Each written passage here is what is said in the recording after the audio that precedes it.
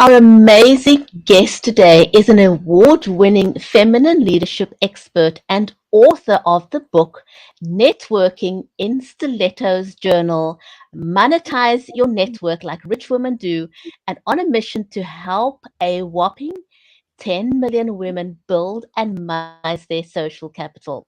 Stay with us to find out more about our amazing special guest today and how she can help you get to where you want to be. You're watching So Victory Live with Brigitte Limbanda and Ruxana Trim. Don't go away. We will be right back.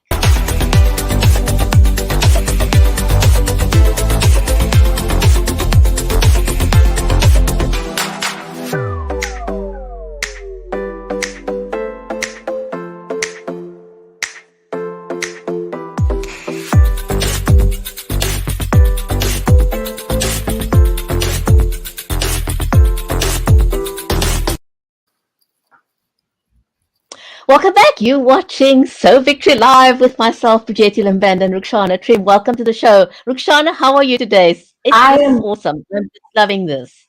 I'm doing wonderful. So good to be here today. And we have an amazing guest and so excited to just be with you and share the platform with our new guest today. I absolutely am. I mean, she's got an amazing story, and I just can't wait for us to dive into who she is, but more so what she does, where she comes from. She's got one of the most interesting stories. I mean, it's one of the things why that I love the So Victory Live show, because we meet the most amazing women in the world. And the friendships that we can form from that. So, shall we just dive into our special guest today and introduce her, because I can't wait to get her on screen with us. Shall we? Yes, let's do it. So, meet our guest today, Ungenita Prevost, aged of the foster care system at 18 years old. Ungenita Prevost made her mark in Hollywood as an actress, dancer, and body double. Today, she is an award-winning feminine leadership expert and the first woman to lead Global Feminine Leadership Network. She's on a mission to help 10,000 women to build social capital and monetize their network. She is the creator of the #1 business networking event for women, Networking in Stilettos, and the author of the book by the same name. She is the host of the podcast, Billion Dollar Rolodex. Please, ladies, welcome Ungenita Prevost. Hey! Welcome. It is so amazing to have you join us today. Oh my goodness. It's nice to be here. And I love this international vibe. Love it. Yes. It certainly is very, very international. We're all in different time zones. It's one of the things that I love about the ability to live stream is that we can connect wherever the internet is available and, just connect with amazing women like yourselves. Totally love it. Let's do it. So tell us how, your story started basically when you were in the system. Tell us a little bit about the system that you were in and what the statistics are around that, of, people leading a normal, successful life the way you have. I mean, I think what you've done is just phenomenal. Should we sort of just take a little bit of journey back and zoom out into where you've come from and how you've become this successful magnet in life, attracting or helping women attract the power that they want to have? Absolutely. And it's one of the best things that I can do for women and to serve women is to share my story, because I think so often we hear about, people who are successful and they had it easy. They had a leg up. But people that didn't have anything, it's important to share those stories. And I'll take you back to the day I was a sophomore in high school in San Jose. And I was in class, like a normal day in high school. And all of a sudden, they called me out to the principal's office.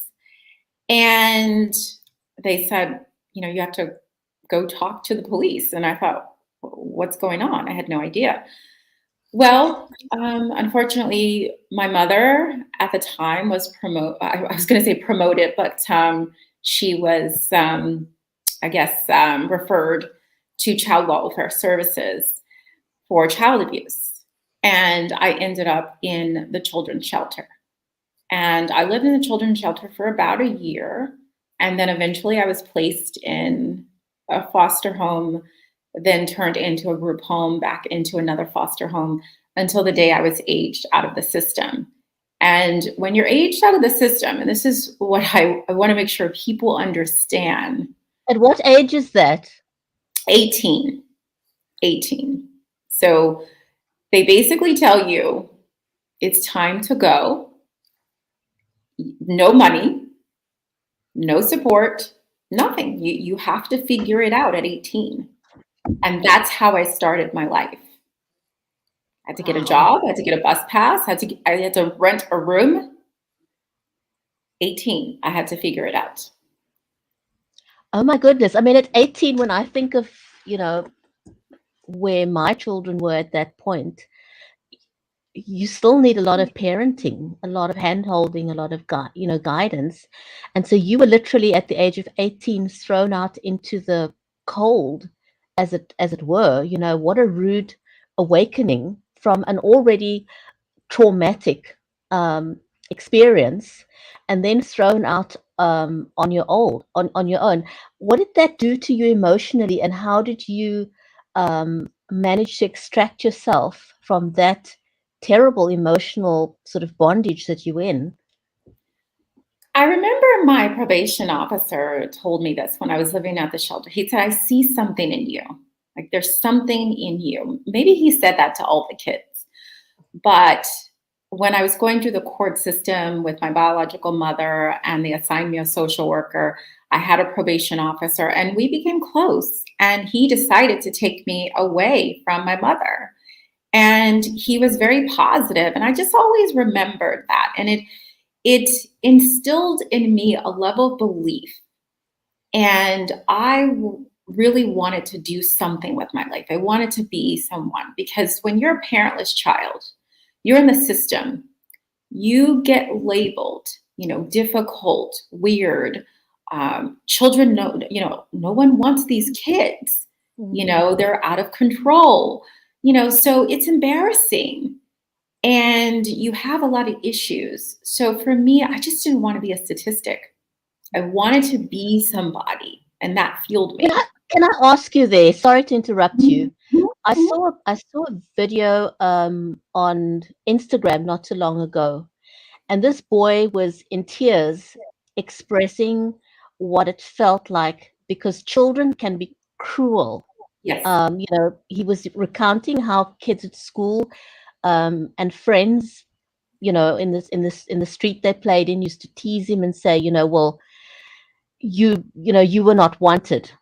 And he was in the foster care system, where his parents, actually foster parents, said to him, you should be grateful that we took you in. So even they caused, inflicted emotional trauma. So if somebody out there is watching this now, from where you stand, what would you want to say to that child that is currently in the situation you were in? Oh, great. I would say, you have to believe in yourself. Number one, find that spark inside and seek support. Because even though, you're surrounded by people who don't support you, or people who think that you're a problem child or you're dysfunctional, they don't really understand why you're in foster care. Seek those who truly want to support you, because that's essentially what I did. Thank you. I think that's just gives them some direction if someone is listening to this right now. Because I think, you grapple for any kind of advice that'll help you, set you free from that situation. So fast forward to being on your journey. Tell us what that was like, moving from there to here. Can you walk us a little bit through your journey? long journey. I'm getting exhausted thinking about the life I've lived. Oh my gosh. So after I was aged out, I started working on my own. I had several jobs. I worked at Macy's selling jewelry. That's why I love jewelry to this day. I worked at Supercuts as an assistant, not a hairstylist, but as an assistant. And I had this desire to be in the entertainment business. So I landed in Hollywood. And when I landed in Hollywood, within, I want to say a few days of landing in Hollywood, I auditioned for a movie called Boogie Nights. And they gave me a role in a movie. And that's how I began my Hollywood career. And I worked as a dancer. And then I worked as a beer girl. I worked as a backup dancer. I did a lot of stand-in work, and then eventually I became a body double.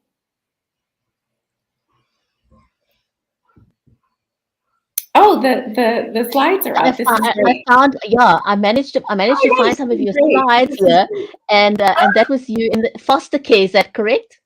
Yeah, this is actually where I grew up. I grew up in the Ivoryville projects in New Orleans. So this is actually where I grew up. And oh wow. Yes, this is where I grew up. This is a real photo. And 30% of foster care, kids in foster care, 30% make it. Mm-hmm. There's Macy's, selling jewelry at Macy's in East Ridge Mall in San Jose. I love it. I love these slides. It's like a walk down memory lane. Oh my goodness. So for anyone that doesn't know Macy's, how did that fit into your journey? Well, Macy's, I didn't have a choice because the room that I rented was close to the mall and I needed a job. And luckily I was able to, get a job at Macy's selling jewelry. And I was only 18 at the time.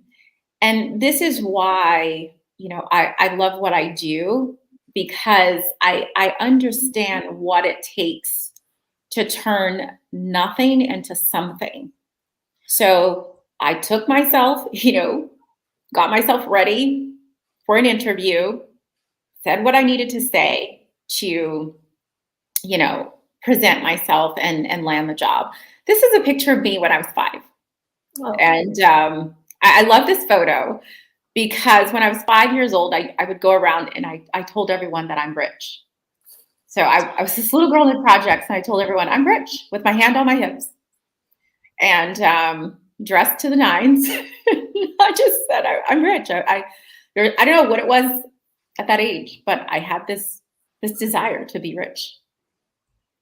But I mean, I love that, isn't it? Having that, knowing who you are and having an inner confidence, despite your circumstances and, just learning to rise above where you are. How much of attitude would you say has contributed to where you've reached today? Well, I think when I was 5, I had a level of confidence, based on, lack of experience, right? Which is probably the best confidence. But through life, circumstances, failures, falls, and flops, you develop another level of confidence. So that actually, speaking of confidence, and I'm wearing yellow today. Like this is one of my my photo shoots from a Kool Keith album cover back in the day. So that's kind of cool. That's amazing. So how did you get into this kind of business in the first place? I mean, this is kind of like, the dream I think most young women would have for themselves. Coming from where you were, how did you get yourself into this showbiz world? Well, at the time, I had no idea. I built social capital.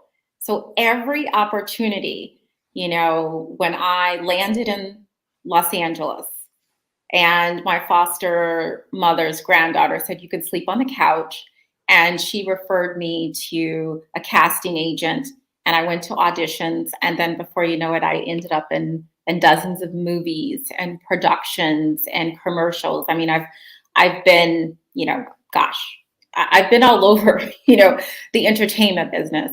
And as a body double, I often say, you've seen me millions of times. But it all happened through personal relationships. So it wasn't a situation where I had, a big agent. Mhm. I obviously didn't have a star mom or a star dad. I didn't have a rich producer for a boyfriend. I didn't have any of those things that sometimes helps, people get ahead in Hollywood. I just had those relationships, and I built relationships with people at every level, and people would refer me, people would introduce me, people would recommend me. And that's how it happened. And speaking of, that's how it happened. And when I was in Hollywood, I worked and I built myself. I'd like to say, an asset. I made over $500,000 in Hollywood, and then I met a guy, and he put a 5-carat ring on my finger, and I thought, wow, I'm living the dream. Got the man, the house, the rock, but he didn't want me to have a career. He didn't like that. He said, you know what, I think you should stop doing all that work. I think you need to go do something else. Well, there was another part of me. I like business. I like pursuing other things, real estate and production. I started my own production company, and I produced my own movie. A lot of people don't know that. I produced my own movie, and everything was fine. But unfortunately, I had enough. I had to go. And I ended up leaving and decided to get a divorce. And I made one mistake. I did not sign my share of the property over to him, and I was left with a $1.7 million house that you just looked at. And that debt was on me. And so I literally had to start all over. I had to sell my Mercedes, my 5-carat diamond ring, and I was left with $52.27 in my bank account. And that's really where my story starts, and that's the fuel that I have that's really supported my mission. It's the $52. There's the ATM slip. $52.27. And so the day that I only had $52.27 in my bank account, something told me, you need to take a picture of this. Mhm. Notice I put rich girl on it, right? Channeling the 5-year-old Ungenita, and I put rich girl on it. But there was something that said, you know what, you're gonna turn this around. And there's something here. And I'm reading Louise Hay, you can heal your life. So that's really the story, is the $52.27. That's a powerful story. I love the Louise Hayes story that you can heal your life. So I'm kind of curious, and like, how did you take that and then turn it into the career that that transitioned to where you are today? Again, I want to say something. I've made $1 million since the day that $52.27, literally. It goes back to social capital. So when I had only $52.27 in my bank account, called my girlfriend. She said, you can sleep in the living room. The next day I go to the gym. I'm like, I'm going to get my spirits up. I'm going to work out, positive attitude. And then I got on the phone and I started calling friends, business associates. And I said, look, I have to start all over. I got to figure out a way. And that's what I did. I figured out a way, but it was all via the capital that I built. So I want to really take a pause at that point, because that's a very important thing. Everybody talks about social media, but you talk about social capital. So we're going to take a really short break, because I really want to pause at this point, because I think it's an important point for us to hone in on. So stay with us. We'll be right back with So Vicky Live.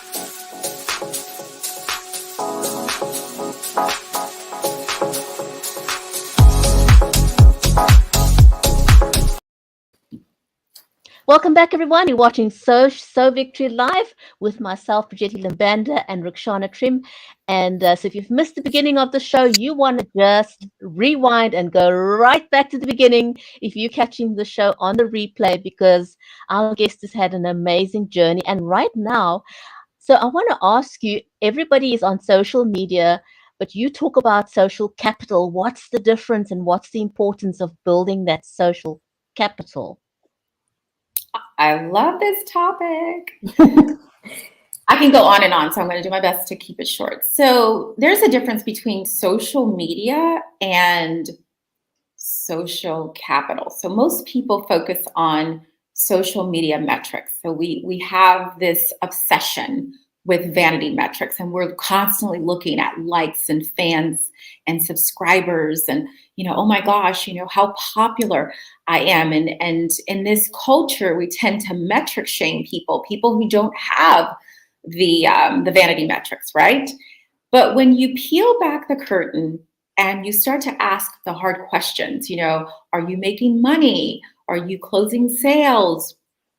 Do you have a network that you can truly monetize?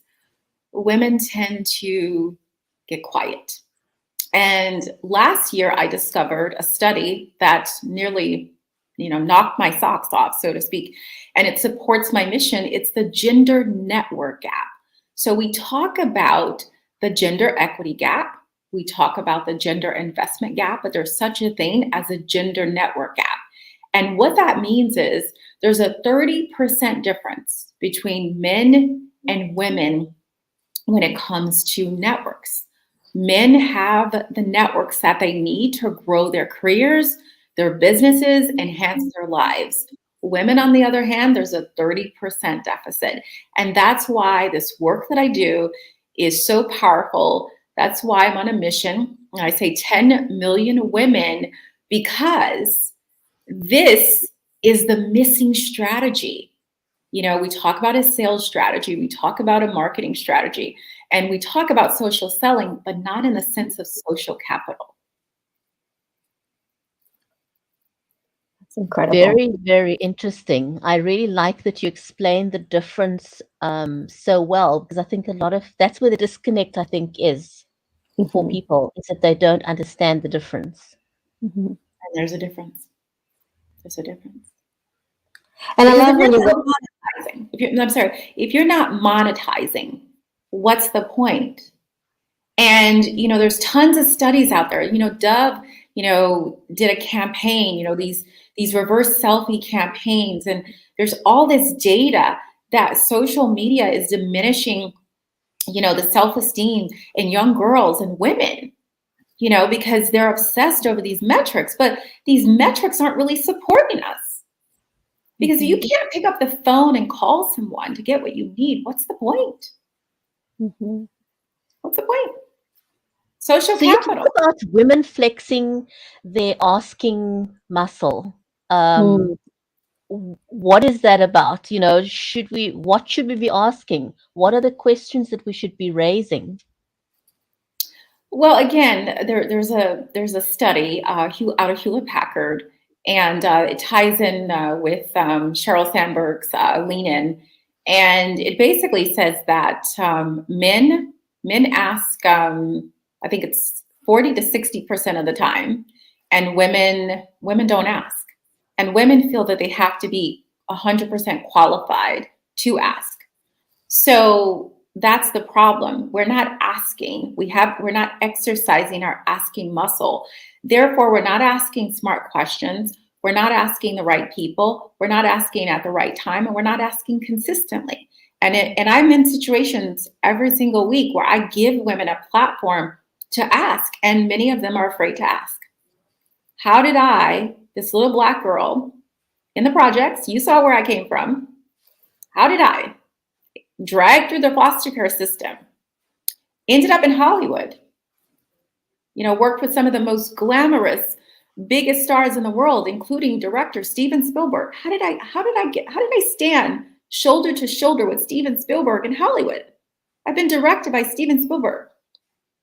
Not too many people have that accolade on their resume. I do. How was I able to do that? Because I've mastered social capital.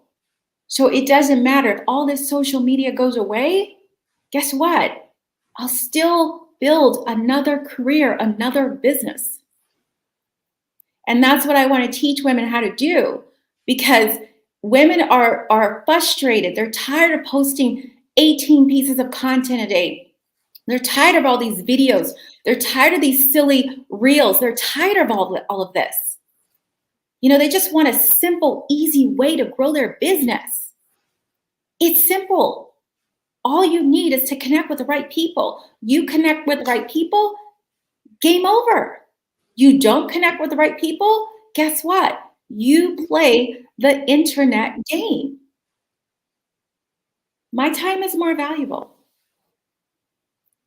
Wow, I think you kind of really nailed it there about building social capital, and if you're not using social media to connect with people and build real relationships, there really is no point. I really like that, and I think a lot of us can learn quite a lot from that. That's just if you walk away from the show and that's the one thing you've learned, I think you've Yeah. learned quite a significant amount today. Yeah, we have Claire comment to say, you know, it's so true. Women are afraid to ask because of rejection, and we all need to connect and build that muscle. And it's so true and powerful. It's like a muscle that you need to constantly work on. If we don't ask for what we want, how are we going to know, you know, how to transition that, to turn that into money, turn that into dollars? It's all about knowing the worth. But that is just on point, on the money. Thank you. Hi, Claire. And here's the thing about rejection. Rejection is a good thing, because when people say no to you, look for another opportunity. You know, I mean, I worked in Hollywood. I went on auditions every day. I didn't get everyone. But there's something that happens when you develop resilience and you become resourceful and you start to create your own opportunities. There's power in that. It's an asset. Yes. I learned in my early career, no means not right now, or not right now at this I love that one. Exactly. Love that one. Yeah, exactly. Yeah. Yeah. And oh my goodness, I'm just loving these comments from these women, you know, just lapping up what you are sharing. And you know, we're almost out of time, and I really do want to ask if you could tell us a little bit about the principles of feminine net worthing. I really like that word, net worthing. Is that something you coined? I didn't actually. I didn't coin it.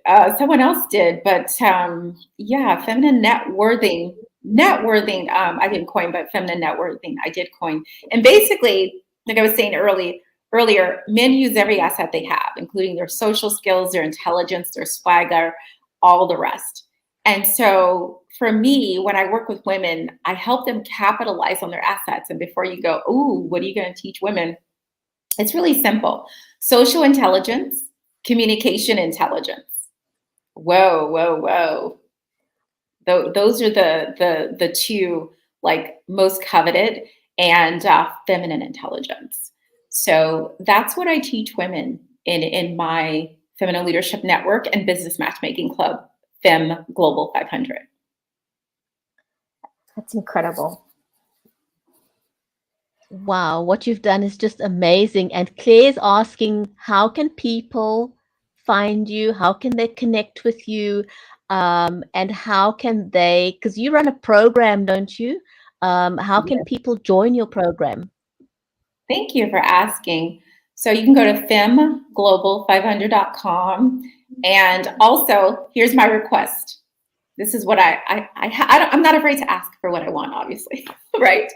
I'm really looking for women to pay attention to this movement, be introduced to this movement. So if you know women that are stuck on social, they're confused, they're not getting results, please tag them, introduce us, send them to my website, send them to my LinkedIn, my Instagram. You know, of course, you can still find me on those platforms. I don't post every day, but you can still connect with me on those platforms. But this mission is so important. This mission is just as important as the next mission. 10 million women. Imagine a world where 10 million women have social capital. Then they'll be able to say, like 5-year-old Ungenita, I'm rich, because they have capital. So thank you so much. Oh wow, this was amazing. Oh my goodness. Now if you are watching the show right now live with us, um it's great having you here. And if you're catching the show on the replay, oh my goodness, please watch the entire show because there's been so much shared here. But when we end the show now, when we say goodbye to you, it's not really goodbye. You've got an amazing opportunity to join us over on the meet and greet, which is more of an intimate, private conversation after the show. It's one of the unique things about this So Victory Live is that we have a meet and greet afterwards. So if you really enjoyed this and you want to have a real-time conversation, come around and join us on the meet and greet. So from my side, I want to just say a huge big thank you. This was one of the most amazing shows that we've had today. And I think, from my part, if there's just one thing you walked away today, you know, find out, work on your social capital, go and look on the website, join the program, and work on your feminine net worthing. I've learned a lot today. I'm gonna have to use that one too. And Janita, that was amazing. You gave us some big vocabularies to work on. Yes. You've absolutely given us some homework. So thanks, everyone. This was awesome. Thank you so much for joining us. Again, if you're watching the show on the replay, do watch the entire show. It's only 30 minutes, but there's just so much in here that you absolutely don't want to miss. Thanks for staying with us, everyone. Thank you so much for your time. It was amazing. And we'll see you on the next show.